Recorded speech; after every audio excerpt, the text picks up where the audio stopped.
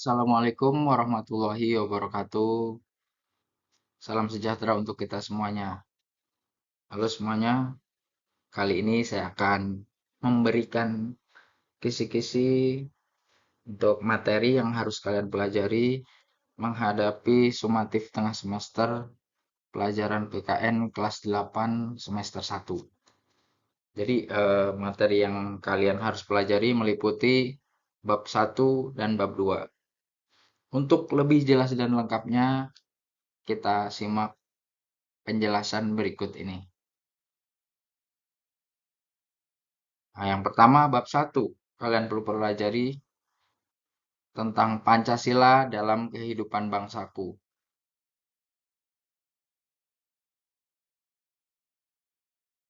Yang pertama tentang Pancasila sebagai dasar negara. Dasar hukumnya atau tercantum di mana yaitu bahwa Pancasila sebagai dasar negara tercantum pada pembukaan UUD NRI tahun 1945 alinea keempat dan TAP MPR nomor 18 tahun 1998. Ya, itu pembukaan UD-nya alinea keempat, jangan lupa. Karena kan di alinea keempat ada tercantum tuh sila-sila dalam Pancasilanya. Kemudian pengertian dari Pancasila sebagai dasar negara, bahwa Pancasila menjadi fondasi atau landasan utama bagi negara Indonesia dalam mengatur pemerintahan, membuat program, serta kebijakan pemerintah. Ya, intinya maksudnya Pancasila sebagai dasar negara ya pemerintahan kita sebagai suatu negara dalam membuat program, dalam membuat kebijakan itu harus mengacu berlandaskan pada Pancasila. Kemudian pelaksanaan Pancasila sebagai dasar negara, ya tadi maksudnya ya program kebijakan yang dibuat pemerintah sesuai nilai-nilai Pancasila. Artinya kalau membagi eh, bantuan sosial, bansos ya harus adil sesuai dengan sila kelima, sesuai dengan sila kedua juga nilai kemanusiaan dan sebagainya. Pokoknya intinya harus sesuai dengan nilai-nilai Pancasila. Lalu yang kedua yang perlu kalian pelajari di bab 1 ini adalah kedudukan Pancasila sebagai pandangan hidup bangsa. Nah, maksudnya atau pengertian dari Pancasila sebagai pandangan hidup bangsa yaitu bahwa Pancasila dijadikan sebagai acuan, petunjuk dan pedoman bangsa Indonesia dalam menjalankan kehidupan sehari-hari. Nah, ini secara gampangnya dimaknai Pancasila sebagai pandangan hidup bangsa ya pengamalan Pancasila gitu. Nah, pengamalan nilai-nilai Pancasila sebagai pandangan hidup bangsa ya pengamalan tiap sila dalam Pancasila yang kalian pernah ketahui, entah pelajari di kelas 7 atau bahkan pas SD juga pernah. Seperti misal sila ke-1 ketuhanan yang Maha Esa, pengamalannya ya beribadah sesuai agama masing-masing, berdoa, kemudian menghormati orang yang beragama lain, tidak mengganggu perayaan umat beragama lain dan sebagainya. Pokoknya yang hubungan nama sila 1. Nah, begitu juga sila kedua, ya saling tolong menolong dan sebagainya. Lalu yang ketiga, Pancasila sebagai tujuan dan cita-cita bangsa.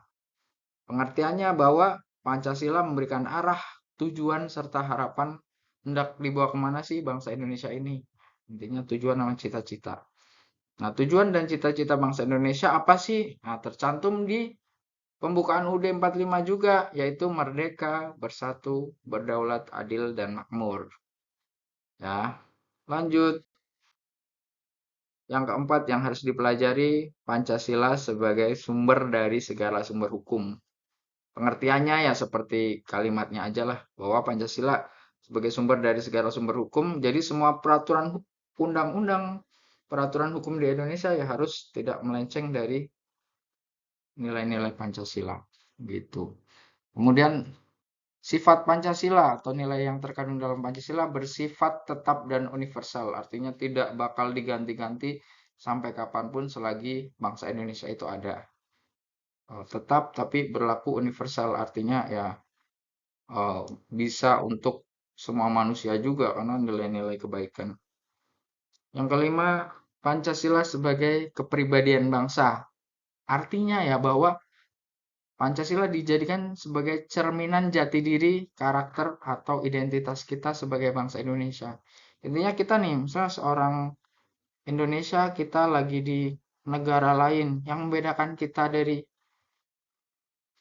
orang dari negara lain apa sih? Nah, salah satunya dengan menerapkan nilai-nilai Pancasila tersebut dalam penerapan kehidupan kita. Gitu. Yang keenam dari bab satu ini atau yang terakhir tentang sejarah rumusan dan pengesahan Pancasila. Yang pertama BPUPK atau Badan Penyelidik Usaha-Usaha Persiapan Kemerdekaan atau biasa juga ada yang menyebut BPUPKI. Nah, BPUPKI merupakan lembaga yang berperan dalam perumusan Pancasila atau perumusan dasar negara. Nah, BPUPK berperan dalam merumuskan dasar negara. Kemudian sidang ke-1 BPUPK dilaksanakan pada tanggal 29 Mei sampai 1 Juni. Nah, tokoh yang mengusulkan rumusan dasar negara di sidang ke-1 BPUPK antara lain Muhammad Yamin, Soekarno, dan Supomo. Kemudian di Soekarno selain mengusulkan dasar negara juga mengusulkan nama Pancasila sebagai nama dasar negara Indonesia. Maka dari itu ngusulinnya kan di tanggal 1 Juni tuh. Maka dari itu tiap tanggal 1 Juni selalu diperingati sebagai hari lahir Pancasila karena sejarahnya itu di tanggal itu Soekarno mengusulkan rumusan Pancasila sekaligus eh, mengusulkan nama Pancasila. Nantinya kalau dasar negara kita udah jadi, kita namakan Pancasila gitu. Dan semua peserta sidang juga menyetujuinya. Jadi dijadikan sebagai hari lahir Pancasila. Yang kedua PPKI berperannya dalam pengesahan. Kalau tadi BPUPK dalam perumusan, kalau PPKI mengesahkannya. Nah, PPKI berperan dalam mengesahkan Pancasila sebagai dasar negara. Mengesahkannya kapan? Yaitu tanggal 18 Agustus 1945. Nah, Pancasila disahkan pada 18 Agustus 1945. Oke, paham ya sampai sini? Lanjut ke bab kedua yang harus dipelajari. Sebagaimana bahwa ya bab 2 tentang pedoman negaraku. Atau lebih tepatnya tentang Undang-Undang Dasar Negara Republik Indonesia tahun 1945. Yang pertama yang perlu kalian pelajari adalah tentang konstitusi. Nah, konstitusi yang pertama pengertiannya. Pengertian konstitusi. Konstitusi berasal dari constitution bahasa Inggris dan constitute bahasa Belanda. Yang artinya adalah hukum dasar, ya. Diingat-ingat, constitution bahasa Inggris sama constitute bahasa Belanda. Tapi saya nggak yakin sih penyebutannya constitute atau apa, tapi itu penulisannya constitute. Yang artinya adalah hukum dasar. Kemudian konstitusi pengertiannya secara lengkapnya sebagai kalimat adalah hukum dasar yang dijadikan pegangan dalam penyelenggaraan suatu negara. Kemudian jenis konstitusi ada dua. Yang pertama konstitusi tertulis, yaitu ya sesuai kalimatnya aja hukum dasar yang resmi dan tertulis. Contohnya kalau di Indonesia adalah UUD 1945 atau ya yang di buku UUD NRI tahun 1945. NRI itu Negara Republik Indonesia. Kemudian yang kedua konstitusi tidak tertulis atau biasa juga disebut konvensi, yaitu kebiasaan ketatanegaraan. Ya, jangan lupa ya konstitusi tidak tertulis juga biasa disebut dengan konvensi. Contohnya adalah pidato kepresidenan, baik pidato saat sidang paripurna DPR sebelum merumuskan APBN, pidato sebelum proklamasi, sebelum hari ulang tahun kemerdekaan dan sebagainya lah. Kemudian juga hukum adat juga termasuk dalam contoh konstitusi tidak tertulis. Yang kedua dari bab 2 ini adalah tentang perumusan Undang-Undang Dasar Negara Republik Indonesia tahun 1945. Di mana perumusan UUD NRI tahun 1945 adanya di sidang kedua BPUPK yang dilaksanakan pada 10 sampai 17 Juli 1945. Nah, isi utama dari sidang tersebut ya tadi merumuskan isi dari Undang-Undang Dasar 1945. Isi itu ya pasal-pasalnya, ayat-ayatnya gitu. Karena kalau yang pembukaannya udah dirumuskan di sidang pertama tuh, yang awalnya namanya Piagam Jakarta tuh di 22 Juni 1945. Nah, kalau isinya pasal-pasalnya, ayat-ayatnya, nah baru pas sidang kedua ini. Nah, kemudian saat sidang kedua, kan membuat undang-undang dasar tuh isi-isinya pasal-pasalnya banyak banget tuh. Nah, ada dibentuk tuh beberapa kepanitiaan atau kelompok yang dibentuk untuk membagi tugasnya lah biar tidak terlalu repot dalam menyusun UUD 45. Ada panitia hukum dasar, ada panitia keuangan dan ekonomi, lalu panitia pembelaan tanah air, dan panitia kecil penyusun batang tubuh undang-undang dasar. Ketiga yang harus dipelajari di bab 2 tentang pengesahan UUD NRI tahun 1945. Bahwa pengesahannya ya Pancasila sama UUD pengesahannya bersamaan, yaitu pada sidang PPKI di 18 Agustus 1945. Sehari setelah Indonesia merdeka lah. Nah, isi dari atau hasil sidang PPKI tersebut yang pertama mengesahkan UUD 1945. Baik pembukaannya kan, pembukaan UUD kan memuat Pancasila tuh, jadi ya bisa diartikan sebagai mengesahkan Pancasila juga. Terus juga pasal-pasal isi-isinya ayat-ayatnya juga disahkan di hari itu juga. Yang kedua menetapkan Soekarno sebagai presiden dan Hatta sebagai wakil presiden.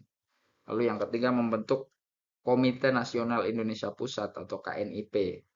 Ya semacam DPR-nya sementara lah, karena kan negaranya baru merdeka gitu. Lalu pada saat sidang PPKI tersebut ada perubahan pada Undang-Undang Dasar, yaitu terletak pada sila ke-1. Tadinya bunyinya sebelum tanggal 18 Agustus ini bunyinya masih ketuhanan dengan menjalankan syariat Islam bagi pemeluk-pemeluknya. Terus pas 18 Agustus ini dirubah menjadi ketuhanan yang Maha Esa. Kemudian pasal 6 ayat 1 tadinya bunyinya adalah presiden ialah orang Indonesia asli yang beragama Islam.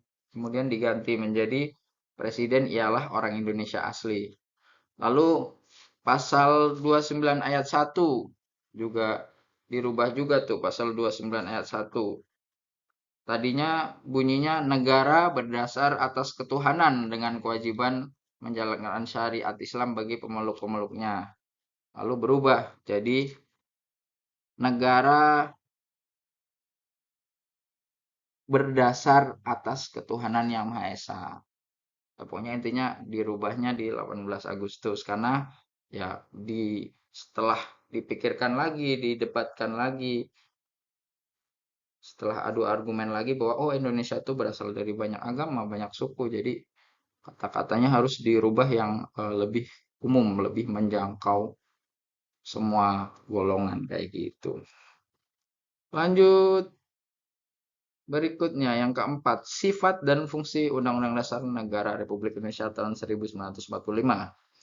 Sifatnya supel dan luas. Artinya ya UUD 45 isinya tuh bisa fleksibel dan menyesuaikan perkembangan zaman. Kalau tadi kan kalau Pancasila sifatnya tetap dan universal, nggak bakal berubah-ubah. Nah, kalau UUD 45 bisa supel dan luas, fleksibel. Dan juga memungkinkan bisa dirubah isinya juga, beberapa isinya apabila sudah tidak relevan dengan zaman kayak gitu. Kita juga kan pernah melakukan perubahan isi UUD juga kan setelah reformasi tahun 1998 juga tuh pernah. Kemudian fungsinya sebagai alat kontrol terhadap ya peraturan undang-undang yang di bawahnya kayak gitu. Yang paling tinggi kan UUD 45, nah bawahnya undang-undang tuh maksudnya ada undang-undang pernikahan, undang-undang lalu lintas, undang-undang ketenaga kerjaan, pendidikan dan sebagainya. Yang kedua, pedoman mengatur kehidupan masyarakat. Kemudian yang ketiga, pedoman menyusun undang-undang. Yang kelima yang harus dipelajari yaitu perubahan UUD NRI tahun 1945. Pergantian undang-undang. Nah, Indonesia mengalami beberapa pergantian undang-undang. Artinya ya nama undang-undangnya ganti, kemudian isi-isinya juga banyak yang ganti tuh. Karena ya memang pada masa-masa awal namanya menuju negara yang berkembang menjadi harapannya menjadi negara maju mengalami beberapa perubahan lah. Nah, yang pertama di awal merdeka UUD 1945 tuh dari tahun 1945 sampai 1949 tuh. Kemudian di tahun 1949 berubah menjadi Konstitusi RIS Republik Indonesia Syarikat. Nah, cuman itu cuma berlaku 1 tahun, yaitu 1949 sampai 1950 karena pada saat itu juga negara Indonesia yang tadinya negara apa namanya kesatuan pada tahun 1950 tuh sempat berubah jadi negara serikat atau federasi gitu. Nah, itu selama setahun ganti jadi konstitusi RIS. Kemudian yang ketiga berubah lagi di tahun 1950 akhir menjadi UUDS atau Undang-Undang Dasar Sementara 1950 namanya tuh. Nah, itu berlaku sampai 1959. Kemudian tahun 1999 ganti lagi jadi UUD 1945. Itu berlaku sampai 1999. Artinya ya sampai reformasi, era reformasi tahun 1998 kan, terus 1999 ganti lagi. Nah, namanya menjadi UUD NRI tahun 1945 atau Undang-Undang Dasar Negara Republik Indonesia tahun 1945 di mana ya di situ terjadi juga amandemen atau perubahan Undang-Undang Dasar. Nah, ini amandemen. Amandemen artinya apa? Perubahan isi Undang-Undang Dasar 1945. Memang tidak semuanya, tapi banyak tuh yang diamandemen atau dirubah biar menyesuaikan dengan kondisi zaman setelah pasca reformasi kayak gitu. Banyak juga sih yang dirubah gitu. Cuman di sini saya ngejelasin yang inti-inti aja beberapa yang di apa namanya dirubah lah kayak gitu. Nah, amandemen, amandemen atau artinya perubahan Undang-Undang Dasar itu dilakukan pada tahun setelah reformasi, dilakukan 4 kali, yaitu di tahun 1999, tahun 2000, tahun 2001, lalu tahun 2002. Nah, ini saya lupa tulis ya, intinya ini tahun 2002 lah, yang ini 2002. Lupa nulis pokoknya itu 2002. Nah, itu tiap tahun perubahannya sebenarnya banyak pasal-pasalnya dan poin-poinnya gitu. Tapi ini intinya aja di tahun 1999 yang paling mencolok yang dirubah adalah masa jabatan presiden dibatasi menjadi 2 periode, yaitu 1 periode kan 5 tahun, berarti maksimal 10 tahun kan kayak Pak SBY 10, cuma sampai 10 tahun, Pak Jokowi juga cuma 10 tahun. Nah, ini berlaku juga buat wakil presiden. Kalau dulu sebelum tahun 1999 ini kan lama-lama tuh karena memang belum ada undang-undang tersebut gitu. Ya kayak Pak Soeharto, Pak Soekarno juga kan lama tuh menjabat sebagai presiden. Kayak lama lah pokoknya. Kemudian kayak Presiden Soeharto kurang lebih 32 tahun gitu karena belum dibatasi gitu di UUD 45-nya. Nah, ini di tahun 1999 salah satunya merubah eh, masa periode jabatan. Kemudian yang kedua di tahun 2000, intinya salah satu perubahannya adalah DPR dipilih langsung oleh rakyat. Dulunya kan dipilih sama dari partai lah kayak gitu. Nah, dulu pemilunya pemilu partai doang. Jadi nantinya partai siapa yang menang, nah baru DPR-DPR-nya yang milih dari pihak partainya gitu lah intinya. Kemudian di tahun 2001, presiden dan wakil presiden dipilih langsung oleh rakyat. Nah, sebelumnya presiden dan wakil presiden dipilih oleh siapa? Oleh DPR. Nah, tadi DPR dipilih oleh partai, kemudian presiden dipilih oleh DPR. Itu dulu sebelum amandemen. Kemudian terakhir amandemen keempat di 2002 bahwa anggaran pendidikan minimal 20% dari total APBN atau anggaran negara. Itu. Kemudian lembaga yang berwenang melakukan amandemen yaitu MPR atau Majelis Permusyawaratan Rakyat, ya, jangan sampai lupa. Terakhir dari bab 2, perilaku yang sesuai dengan Undang-Undang Dasar Negara Republik Indonesia tahun 1945. Ya, banyak sih sebenarnya. Ya, kayak hal-hal baik yang mematuhi tata tertib sekolah, masyarakat, maupun bangsa dan negara. Contohnya ya kayak mentaati tata tertib sekolah. Kalian yang cowok tidak gondrong, yang cewek tidak make up berlebihan, kan itu peraturan sekolah kita kan. Kemudian seragamnya harus sesuai, sepatunya harus sesuai tata tertib gitu. Kemudian tidak merusak fasilitas sekolah. Lalu mengikuti upacara bendera dengan tertib, baik upacara tiap Senin maupun di hari-hari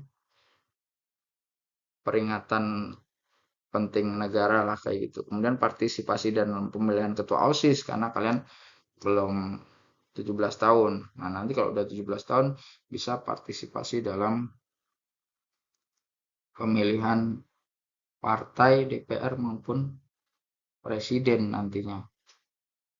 Kemudian tolong menolong lalu membantu orang yang terkena musibah, menghormati orang lain dan sebagainya. Pokoknya banyaklah contoh-contoh perilaku sesuai dengan Undang-Undang Dasar Negara Republik Indonesia tahun 1945. Dah, baik, itu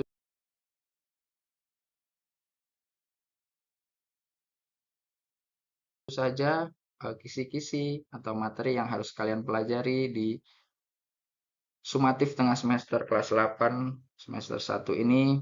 Mudah-mudahan semuanya berjalan lancar, semangat selalu, jangan lupa berdoa, belajar dengan baik, mudah-mudahan mendapatkan hasil terbaik. Terima kasih, mohon maaf apabila ada salah-salah kata atau salah ucapan dari saya. Tetap semangat semuanya. Wassalamualaikum warahmatullahi wabarakatuh.